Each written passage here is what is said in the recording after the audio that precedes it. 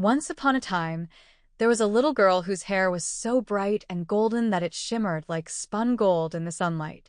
Because of this, everyone called her Goldilocks. One day, Goldilocks decided to wander into the meadows to gather beautiful flowers. She strolled around, picking colorful blooms as she went, and soon found herself near a forest she had never explored before. Curiosity filled her heart, and she wandered deeper into the cool, shady woods, where the trees whispered in the breeze and the sunlight danced through the leaves. After walking for a while, Goldilocks came upon a charming little house, tucked away deep in the heart of the forest. Feeling tired and thirsty from her long walk, she thought to herself, "Maybe the kind people who live here will give me something to drink, and I can rest for a little while." What Goldilocks didn't know was that this cozy house belonged to a family of 3 bears. There was a big daddy bear, a middle-sized mommy bear, and a sweet little baby bear who wasn't much bigger than Goldilocks herself. At that very moment, the 3 bears had gone out for a stroll while they waited for their porridge to cool. Goldilocks knocked politely on the door, hoping someone would answer. She waited for a moment, but no one came to the door. She knocked again, and still there was no answer. Curious and feeling a bit more tired, Goldilocks gently pushed the door open and peeked inside. The house was warm and welcoming. In the living room, there were 3 chairs lined up in a row.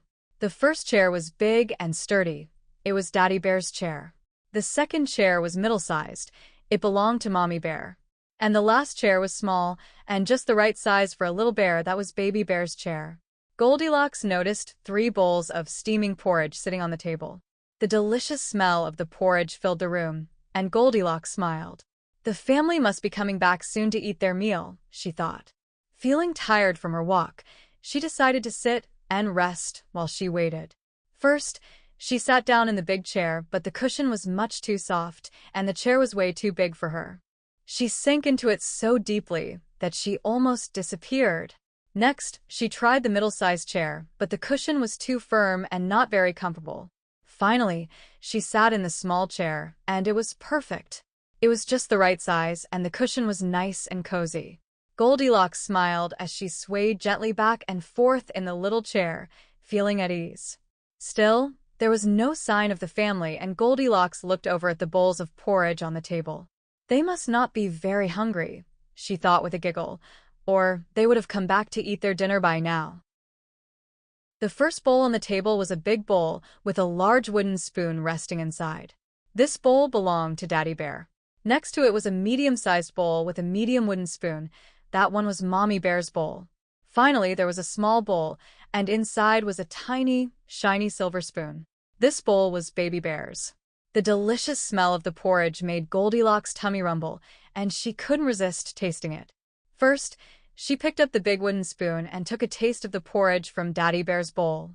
But as soon as she tried it, she pulled back. "Oh no! This porridge is way too hot," she exclaimed. So, she put the spoon back and moved on to the next bowl. Goldilocks picked up the medium-sized wooden spoon and tasted the porridge from Mommy Bear's bowl. But when she tried it, her face scrunched up.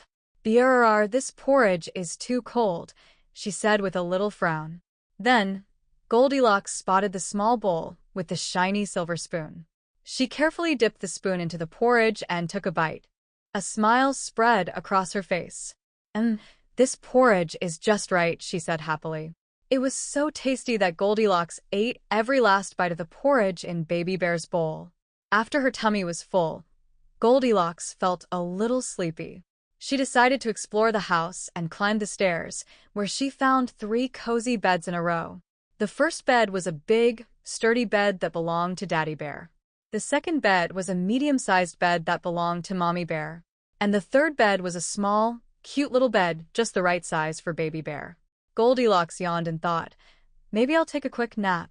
She lay down on Daddy Bear's big bed, but the pillow was way too high, and she couldn't get comfortable at all. "Oh no, this bed won't do," she said. So, she moved over to Mommy Bear's medium-sized bed and tried to rest there. But the pillow was too low, and Goldilocks still couldn't get comfy.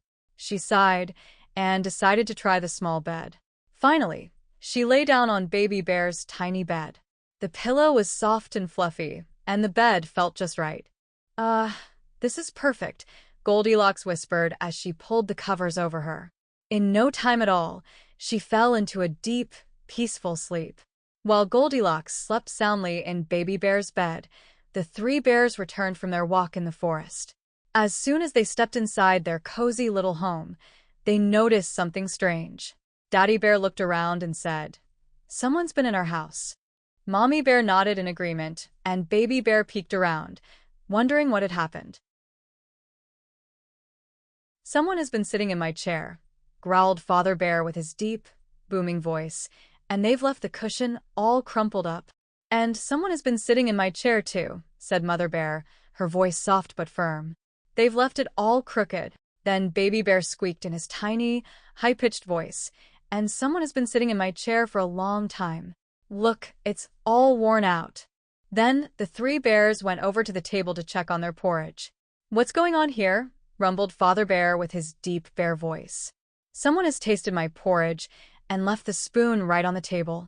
"And someone has taken some of my porridge too," said Mother Bear, her voice sounding concerned. "They even spilled it over the side." But Baby Bear's voice was the saddest of all as he squeaked, "And someone tasted my porridge. And they ate so much that now it's all gone." His little face drooped as he stared at his empty bowl. "If someone has been here," said Mother Bear, thinking carefully, "they might still be in the house." So the three bears decided to go upstairs to take a look.